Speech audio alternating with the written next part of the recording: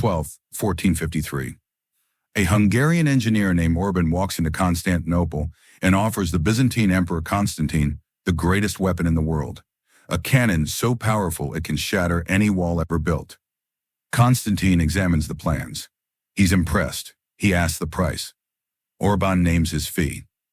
Constantine hesitates. The Byzantine treasury is nearly empty. He offers less money and asks Orban to wait for payment. Orban leaves. He crosses the Bosphorus. 3 days later, he's standing before Sultan Mehmed II, offering the same cannon. Mehmed doesn't hesitate. He doesn't negotiate. He pays immediately, in full, in gold. He orders Orban to build not one cannon but several. The largest will be 27 feet long and firestone balls weighing 1,200 pounds. 7 weeks later, those cannons begin bombarding Constantinople's walls. 53 days after that, the city falls. The Byzantine Empire, which had lasted 1,123 years, ends because an emperor hesitated over money. This is the story of how Constantinople fell because of a business decision, and what it teaches about the fatal cost of indecision when faced with existential threats. By 1452, the Byzantine Empire exists only in theory. Once it controlled the entire Mediterranean, North Africa, Egypt, the Levant, Anatolia, the Balkans, Italy. Now it controls Constantinople and a few scattered territories. The once great empire has been reduced to a city-state. Constantinople itself is still magnificent. The Theodosian walls, built in the 5th century, stretch for 12 miles and have never been breached by direct assault. The city has 3 layers of walls with towers every 60 yards. The inner wall is 40 feet high and 15 feet thick. It's the strongest fortification in the world. But walls don't defend themselves. They need soldiers. Constantinople has perhaps 7,000 defenders, citizens, foreign mercenaries, and a few hundred knights from Genoa and Venice. To properly defend 12 miles of walls, they'd need 10 times that number. Large sections of wall have only a handful of guards. Emperor Constantine XI knows his situation is desperate. The Ottoman Empire surrounds Constantinople on all sides except the sea. Sultan Mehmed has been preparing for conquest since taking the throne in 1451. He's building fortresses on both sides of the Bosphorus to cut off Constantinople's supply routes. He's assembling the largest army the Ottomans have ever fielded. Constantine sends desperate letters to the Pope, to Venice, to Genoa, begging for help. The Pope promises aid if Constantinople accepts union with the Catholic Church.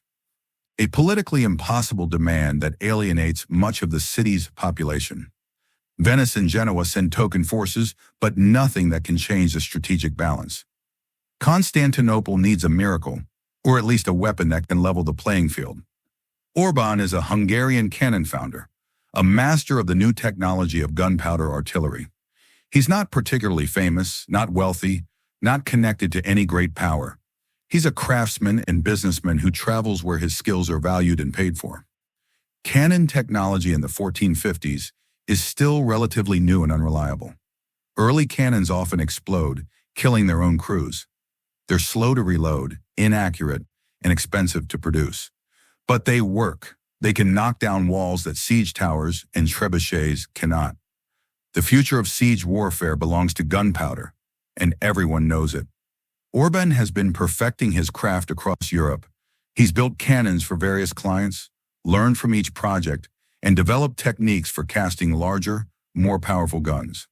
By 1452, he believes he can build something unprecedented, a cannon large enough to breach any fortification in existence. Constantinople seems like the logical place to sell his services. The city faces an obvious threat. The emperor needs weapons. Orban can provide them. Simple business proposition. He arrives in Constantinople sometime in late 1452 or early 1453 and gains an audience with Emperor Constantine. He presents his proposal. He can build a cannon capable of destroying the Theodosian walls. It will be the largest bombard ever constructed. It will fire stone projectiles weighing half a ton or more. Nothing can withstand it. Constantine is interested. His military advisors are interested. Everyone understands that this weapon could be decisive, either in Constantinople's defense or in an enemy's assault. The question is, can they afford it? Orban names his price. The exact amount isn't recorded, but it's substantial, enough to cover materials, labor, assistance, and Orban's own significant fee. For a craftsman of his caliber, this isn't unreasonable. Constantine hesitates. The Byzantine treasury is depleted from decades of decline. The empire's tax base has shrunk to almost nothing. Constantinople lives on borrowed time and borrowed money. Large expenditures require careful consideration. Constantine makes Orban a counteroffer. Less money up front with promises of more later. Or perhaps payment in installments. Or recognition in titles instead of gold. The sources aren't specific about what Constantine offered, but it's clear he didn't meet Orban's full asking price immediately. Orban leaves to consider the offer, and then he makes a different calculation. Orban's decision is purely pragmatic. He's a businessman, not a religious crusader or a political idealist. He has a valuable product and two potential customers. One customer wants to negotiate and delay payment. The other, Orban crosses the Bosphorus and presents himself to Sultan Mehmed. The meeting is brief and decisive. Mehmed is 21 years old, brilliant, ambitious, and absolutely determined to conquer Constantinople. He's been planning this since childhood. He's spent 2 years preparing the siege. He's built fortresses, assembled armies, and gathered resources. He understands that artillery will be decisive, and he's already hired several cannon founders. When Orban describes his proposed super cannon, Mehmed doesn't hesitate. He doesn't negotiate. He doesn't ask for time to consider. He immediately agrees to Orban's price, in gold, in full, up front. More than that, Mehmed asks, can you build more than one? Can you build several of different sizes? Can you train Ottoman crews to operate them? For each question, Mehmed offers more money. He provides Orban with unlimited resources, materials, labor, workshops, anything needed. Mehmed isn't just buying a weapon. He's investing in the technology that will define the next century of warfare. He recognizes that cannon technology represents a military revolution, and he's willing to pay whatever it costs to be at the forefront. Within days, Orban is at work in Adrianople, Mehmed's capital, building the weapon that will destroy Constantinople. Over 3 months, Orban constructs his masterpiece. The largest cannon is 27 feet long, with walls 8 inches thick. It requires 200 men and 60 oxen to move. It takes 3 hours to reload after each shot. The stone ammunition balls weigh 1,200 pounds each and are carved from solid granite. When test-fired, the sound can be heard 10 miles away. The ball travels over a mile. When it hits the ground, it buries itself 6 feet deep. Everyone who witnesses the test understands this weapon will change everything. Mehmed orders several smaller cannons as well, along with conventional siege artillery. He assembles the largest artillery train ever deployed, perhaps 70 cannons of various sizes, with Orban's super cannon as the centerpiece. Moving this arsenal from Adrianople to Constantinople is a logistical nightmare. The largest cannon requires specially built wagons, reinforced roads, and a crew of hundreds just to transport. The journey takes 2 months, but Mehmed spares no expense. Whatever is needed, he provides. By early April 1453, the cannon is in position outside Constantinople's walls, aimed at the gate of St. Romanus, a strategic weak point where valleys on either side of the wall create a natural focus for artillery fire. Inside Constantinople, the defenders watch the cannon being assembled and understand what's coming. Some accounts say Constantine, seeing the massive gun being positioned, realizes his mistake. The weapon he could have had is now pointed at his city. On April 12th, Orban's cannon fires its first shot at Constantinople's walls. The explosion is deafening.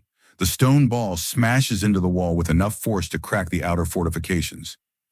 Dust and debris fly everywhere. Defenders scatter. The cannon fires again and again, day after day. Each shot costs 200 gold ducats for the gunpowder alone. The barrel overheats and must be cooled with oil. The wooden carriage cracks under the recoil and must be constantly repaired. But it works. After several days of bombardment, sections of the legendary walls begin to crumble. The Siege of Constantinople lasts 53 days, from April 6th to May 29th, 1453. Mehmed's army numbers perhaps 80,000 men. The defenders number about 7,000. The strategic situation is hopeless, but the walls are still formidable, and the defenders fight with desperate courage. Orban's artillery does what it was designed to do. The cannons fire constantly, focusing on specific sections of wall. By early May, there are breaches in multiple locations. The defenders work frantically to repair damage each night, building wooden palisades and earthwork barriers behind the broken walls. But the artillery is relentless. The Ottoman guns fire in carefully coordinated barrages, smaller cannons first to drive defenders from the walls, then the large bombards to smash the fortifications. It's systematic, scientific destruction. Ironically, Orban's greatest achievement also proves to be fragile. The super cannon, subjected to repeated firings, develops cracks in its barrel. The tremendous forces involved, the explosion of massive gunpowder charges, the recoil, the heat, are pushing bronze casting technology to its absolute limits. In mid-May, during a firing, the great cannon explodes. Sources differ on what happens to Orban. Some say he's killed in the explosion, others that he dies shortly after from injuries, still others that he survives and disappears from history. But the weapon that was supposed to be invincible destroys itself. It doesn't matter. By the time the super cannon fails, it's done its job. The walls are breached in multiple locations. The smaller cannons continue bombardment. And most importantly, the psychological impact is devastating. The defenders know the walls can be broken. The myth of Constantinople's impregnability is shattered. On May 29th, after a final massive bombardment, Ottoman forces storm through the breaches. The fighting is brutal and desperate. Emperor Constantine XI dies in the defense, fighting alongside his soldiers. By afternoon, Constantinople falls. The Byzantine Empire ends. The city that had been Christian for 1,123 years becomes the capital of the Ottoman Empire. Mehmed enters Hagia Sophia and converts it into a mosque. He renames the city Istanbul, though Europeans continue calling it Constantinople for centuries. The fall of Constantinople is determined by many factors: strategic, military, political, religious. The city was doomed by demographics, economics, and the overwhelming power imbalance between the tiny Byzantine remnant and the rising Ottoman Empire. But the canon story encapsulates a crucial element. Timing and decisiveness matter. Constantine's hesitation, whether from poverty, caution, or bureaucratic habit, gave Mehmed an advantage that proved decisive. This isn't to say one cannon changed everything. Even without Orban's super cannon, Mehmed had other artillery and would likely have taken Constantinople eventually. But Orban's weapon accelerated the conquest, broke the psychological barrier of the legendary walls, and demonstrated the effectiveness of gunpowder siege artillery more dramatically than any previous weapon. The lesson has echoed through history. When faced with existential threats, hesitation kills. Constantine had an opportunity to acquire a potentially war-winning weapon and failed to act decisively. Mehmed, recognizing the strategic importance, acted immediately. This dynamic repeats across history. Countries that hesitate to adopt new military technologies while enemies embrace them. Businesses that fail to invest in innovation while competitors transform industries. Leaders who delay critical decisions until options narrow to disaster. Constantinople's fall marked the end of the medieval period and the beginning of the early modern era. Gunpowder weapons transformed warfare. The old fortifications became obsolete. The art of siege warfare changed completely. Within decades, every major power in Europe was investing heavily in artillery. Mehmed understood this was a revolution and positioned himself at the forefront. Constantine, burdened by tradition, limited resources, and institutional caution, failed to recognize the moment until too late. The fall of Constantinople sent shockwaves through Christian Europe. This wasn't just another city falling to the Ottomans. This was the symbolic end of the Roman Empire, which had existed in various forms for 1,480 years if you count from Augustus, or over 2,000 years if you count from the Roman Republic. The immediate impact was strategic. Ottoman control of Constantinople gave them control of the critical trade routes between Europe and Asia. Venice and Genoa, which had dominated Mediterranean trade, found their economic position weakened. European powers began seeking alternative routes to Asia, eventually leading to the age of exploration and Columbus's voyage to the Americas. The intellectual impact was profound. When Constantinople fell, many Greek scholars fled to Italy, bringing with them classical manuscripts and knowledge. This influx of classical learning contributed significantly to the Italian Renaissance. Ideas, texts, and artistic traditions that had been preserved in Byzantium for centuries spread through Western Europe. The technological impact centered on artillery. Mehmed's successful use of bombards at Constantinople convinced every European power that they needed modern artillery. The decades after 1453 saw rapid development in cannon technology, fortification design, and siege tactics. Fortification architecture changed completely. The tall, thin medieval walls that had dominated for centuries became obsolete overnight. Engineers developed new low, thick walls designed to absorb cannon fire. The Trace Italian style of fortification, with its low profile and angled bastions, emerged specifically to counter artillery. Naval warfare transformed as well. If cannons could destroy the strongest land fortifications, they could certainly sink ships. Within decades, warships were being built specifically to carry heavy guns. Naval battles changed from boarding actions to artillery duels. The gunpowder revolution that Constantinople's fall demonstrated spread globally. European powers used cannon-armed ships to project power across oceans. Fortifications around the world were rebuilt or became obsolete. Armies reorganized around gunpowder weapons. The Ottoman Empire, having pioneered these tactics at Constantinople, became the dominant power in the Eastern Mediterranean for the next century. Mehmed went on to conquer most of the Balkans, threatening Vienna itself. The Ottomans wouldn't be stopped until the failed Siege of Vienna in 1683, itself a siege where artillery played the decisive role. The story of Orban and his cannon is often told as a footnote to the fall of Constantinople, an interesting anecdote about the siege. But it reveals something deeper about how history turns on decisions made under pressure.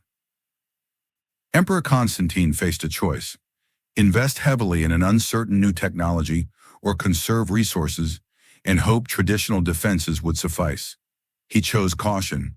Sultan Mehmed, faced with the same opportunity, chose decisiveness.